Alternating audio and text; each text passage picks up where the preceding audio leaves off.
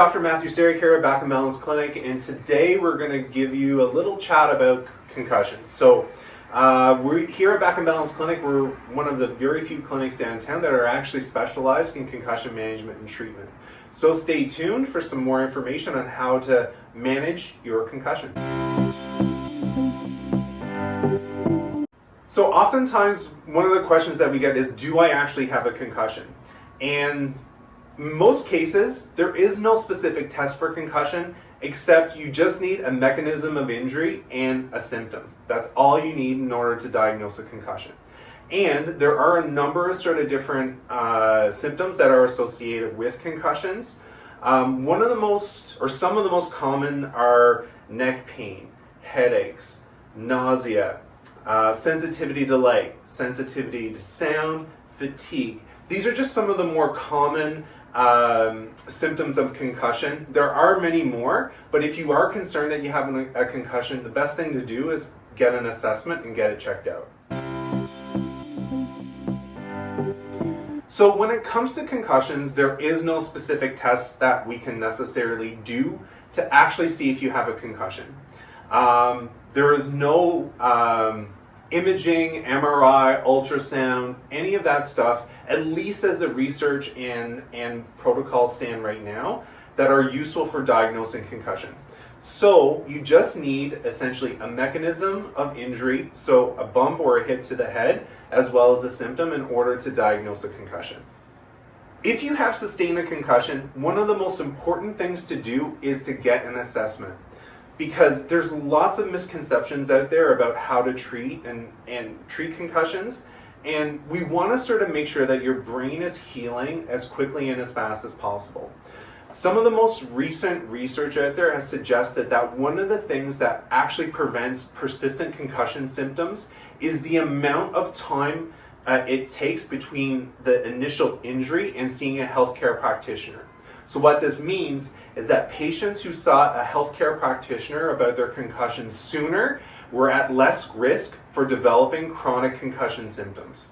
There are a lot of common misconceptions when it comes to concussions, and one of the old school treatments was rest and lying in a dark room, sleeping, and sleeping it off. And actually a lot of the research out there right now has shown that that is actually the opposite of what you should do, and actually can contribute to prolonged concussion symptoms.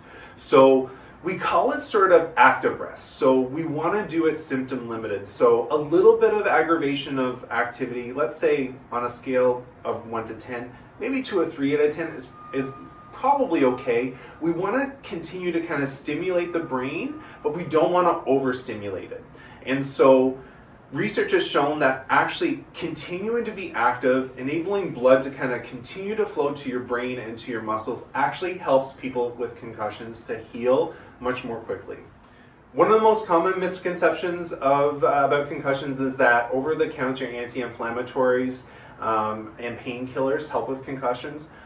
There is no research out there that actually suggests that this is the case. So before you reach for the medicine counter, think about actually getting a concussion assessment and getting that checked out. In addition to that, one of the common worries of patients is that they have permanent brain damage from a concussion.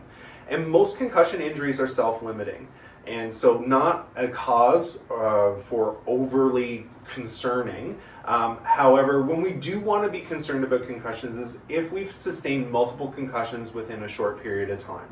So that's why it's important to get an assessment, or if you have been suspected of sustaining a concussion, remove yourself from the situation or game or what have you, because we don't want to put your brain further at risk for any more potential injury on top of what's additionally occurred. So if you have been suspected of having a concussion and you have been experiencing symptoms, it is important to kind of remove yourself from the situation. So for instance, if you're in the middle of a game, remove yourself from the game or work or what have you. And you want to sort of limit or rest, and we call it sort of relative rest, for approximately 24 to 48 hours. This doesn't mean lying in a dark bedroom with your lights off and completely sleeping or anything else like that, but we just want to limit the sort of stimulus that comes in from your environment to kind of help sort of the brain to settle down and to start healing from the concussion.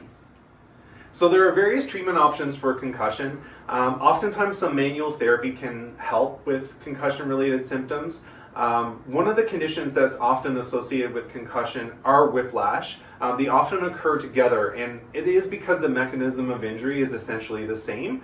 So things like soft tissue therapy on the neck muscles, some mobilization, getting the neck moving a little bit more can sometimes help with your concussion symptoms. In addition to that, depending on what area of your brain might be sort of affected by the concussion, things like visual and vestibular rehabilitation might help. And last but certainly not least, light physical activity has also been shown to help prevent persistent concussion symptoms. So we're not wanting you to kind of do any sort of vigorous activity, especially if it puts you in a situation whereby you might be predisposed to experiencing another concussion, for instance, on the sports field or what have you. But some light walking, symptom-limited activity, getting and keeping the blood flowing to some of the muscles and joints of your head, neck, and brain is often going to be really beneficial in helping to resolve your concussion and help prevent those persistent concussion symptoms. So that's a general overview of concussions. If you have any questions at all, please don't hesitate to reach out. You can call the clinic, email us, whatever you prefer. Our contact information is in the bottom of the video below. Best of luck, and we're here to help if you do experience any concussion symptoms. Take care.